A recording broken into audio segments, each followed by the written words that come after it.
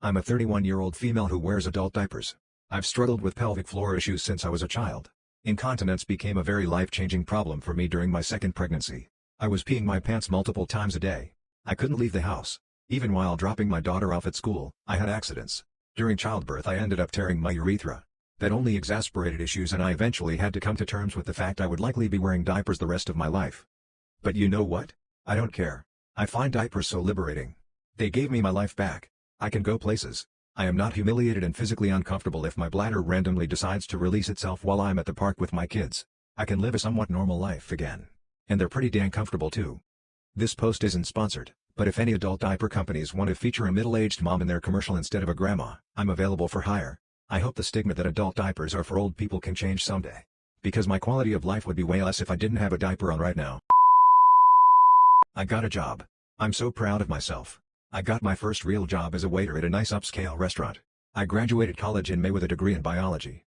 My plan was to go into healthcare, because that's what my family always wanted of me and what I thought would be best for me due to job security and decent pay. Anyways, I don't really have anyone to tell other than my boyfriend, because sadly if I told my family they would only try to take money from me.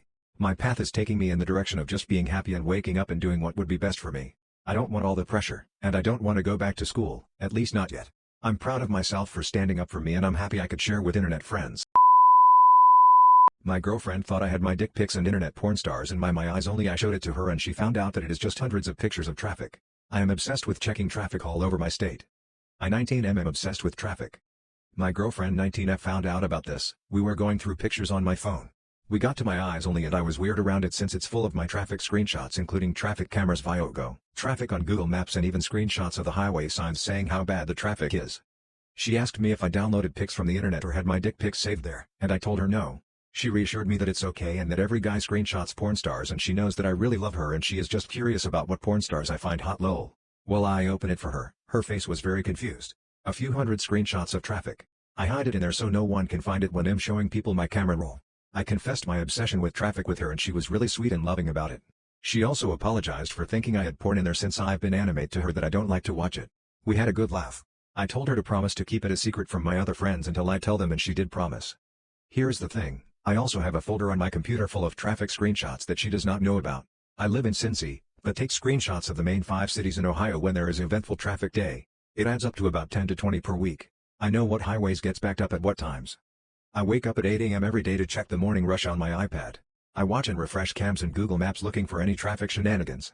After that I go back to bed for a few hours before I have to feed my cat and put in a few hours of work. It's piecewise work from home that takes 10 or so hours per week since I'm a college student. I do my work very well and don't let the traffic checking get in the way of it. I take a break from 4 to 5:30 to check the evening rush hour as long as there are no strict deadlines. Deadlines are usually 11:59 p.m. of a certain day. I will sometimes also check out local traffic Twitter accounts to get the latest traffic news from the professionals. This does get a bit tricky when I don't have to do any work on weekdays. I will spend that time with friends usually, and well, I am kinda sneaky with my phone to check the traffic every half hour or so at rush hour, taking screenshots as needed. I pretend like I'm on Reddit or Instagram. Sometimes I even have pre-planned funny posts to pull up in case of emergency. I do plan to tell my other friends. I don't really think this is much of a problem, just something different that not that many people do. I think of it like checking the weather. I'm going to leave my girlfriend of 9 years tomorrow. Me and my girlfriend, both 23, have been together since we were 14. We met when I moved schools and I got put in her class. We started hanging out a lot a month after I moved, and 6 months later we started dating. For the first couple years everything went great. We did a lot of fun things together. The first time we went on vacation by ourselves I took her to Argentina because her older brother lives there and I wanted to surprise her. 3 years ago we started talking about starting a family, and last year she gave birth to our beautiful son. I thought my life was going great, but that changed 2 weeks ago when I got a call from her younger sister asking me to meet her because she had something to tell me. When I met with her sister she got straight to the point. She told me that my girlfriend had been cheating on me with her friend. At first I didn't want to believe it, but it turned out that my girlfriend had told her about it and told her to keep it a secret.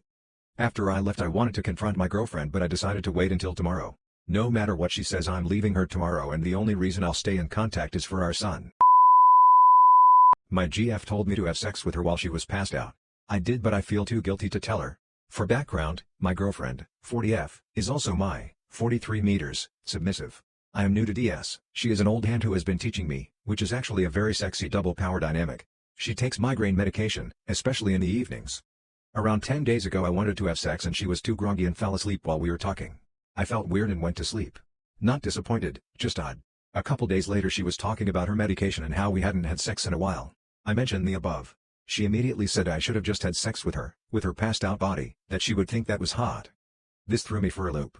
We are in a DS relationship, but we don't do CNC, i.e. rape fantasy, severe humiliation, brutality, etc., at all. That's never been us. But also she's been having relationships like this for 20 years and knows her own mind very well. She and I have, necessarily, spoken a lot about consent. Outside of the bedroom she's a powerful, confident and successful woman. Her submission is genuine and very precious to me. So then last night we had some wine with her parents, went home, she takes a migraine pill and, when her headache quits, she falls asleep. Obviously it's clearer what happened. I was slow and gentle. The thing is, it was incredibly hot to do that knowing I had consent. And yes, she really was completely unconscious but breathing deeply. I haven't told her. I don't know if she knows and is waiting for me to say something. We have an honest relationship. But it somehow feels shameful. I may be having some raised by a feminist guild. I know I need to tell her but I don't know how. What if she feels like it was an assault? Thanks for reading.